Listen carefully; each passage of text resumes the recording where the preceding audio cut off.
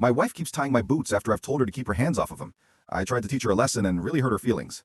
Yes, I know the title is bizarre, and I can't believe I'm actually writing this. My wife is a neat freak. Always has been. She throws notes off my desk assuming they're garbage, rearranges my belongings to the point where it takes me hours to find them. It's something I've come to accept. I'm not happy about it, but we have a pretty happy marriage overall. I'm a volunteer EMT, and I keep my boots unlaced, up against the wall next to my clothes hamper, so that I can throw them on along with my uniform if a call comes in during the middle of the night. Well, my wife has taken to tying the boot laces when she sees them untied.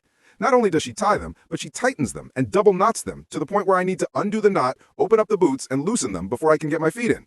I ignored it the first 2 times, but the 3rd time she did it, I made it a point to bring it up the next day. I very calmly said, "Hun, I appreciate that you want everything neat, but please do not touch my boots in the future. Time is of the essence when I'm going on a crawl, and at 2 a.m. I don't have time to unlace them and open them up. It's not just a minor inconvenience, it's people's lives, so I'd appreciate it if you left them alone." She rolled her eyes, said I was being dramatic, and told me she wouldn't help me by keeping my things neat anymore. Well, she never stopped. No matter how many times I've asked her, told her, begged her, she just laughs and says, "Well, you know how I am." The other night, a page went out for a CPR in progress. I went to throw my boots on, and they were, once again, tightened beyond recognition. So I'm sitting there on the edge of the bed, cursing, trying to get my boots open, fumbling due to the stress of the situation. My wife opened her eyes, groggily looked at me, and asked, "Don't you need to go on that call?" I know I was in the wrong here, and I regret it. I slammed the boot into the ground and yelled, "Yes, I do! I would have been out the door 5 minutes ago, except some stupid motherfucker fucked with my goddamn boots again!" My wife got up without another word, walked into the bathroom, and slammed the door. I got my boots open and went on the call. By the time we arrived, the police had gotten her back, so I didn't have to do CPR, but I was sweating and shaking, thinking my delay could have cost a life. When I got home, my wife wasn't talking to me. She ignored me the entire day until we finally sat down. She said I had scared her with how angry I got, that she thought I was going to hit her, and that she didn't know I was capable of getting so angry. Note, I have never raised a hand to her, nor have I ever yelled at her before. I am absolutely not a violent person in any way, shape, or form. I apologized for yelling at her and acknowledged that I hadn't meant to snap. I was frustrated with the situation as I needed to get to the person in need of CPR as soon as possible, and it was a delay that didn't need to happen. I once again pleaded with her not to touch my boots because lives were literally on the line. She told me that if I was going to overreact and make her afraid, then she would never touch my boots again because she didn't want to live like that.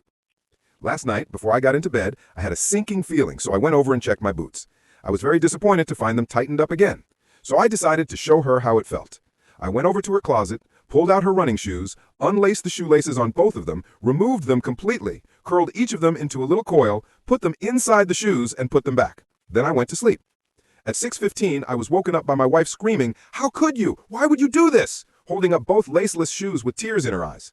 My wife likes to go for an early morning run, and I knew she'd want to get out the door as soon as possible.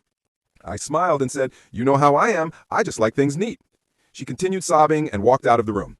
By the time she was all laced up again, it was raining, so she missed out on her run. I actually feel pretty terrible about that because I really only wanted to delay her, not ruin her plans completely. At this point, she's alternating between crying that I went out of my way to hurt her and ignoring my presence. I acknowledge that what I've done was pretty childish and not at all constructive. I just don't know what to do.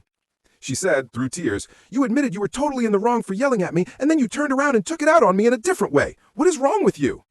The problem is, to her, an apology means taking on 100% of the fault. When I apologized for blowing up, she took that to mean I was 100% in the right and that my feelings were completely unjustified. So at this point, I haven't apologized for ruining her run because she'll take that to mean that she wasn't wrong to touch my boots. I've tried to have these discussions, but it's in one ear and out the other. We have such a good relationship otherwise, but I feel like this issue has reached a tipping point and will continue to cause arguments until we resolve it. How do I make things right with my wife while still letting her know that I won't tolerate her disrespecting my property anymore?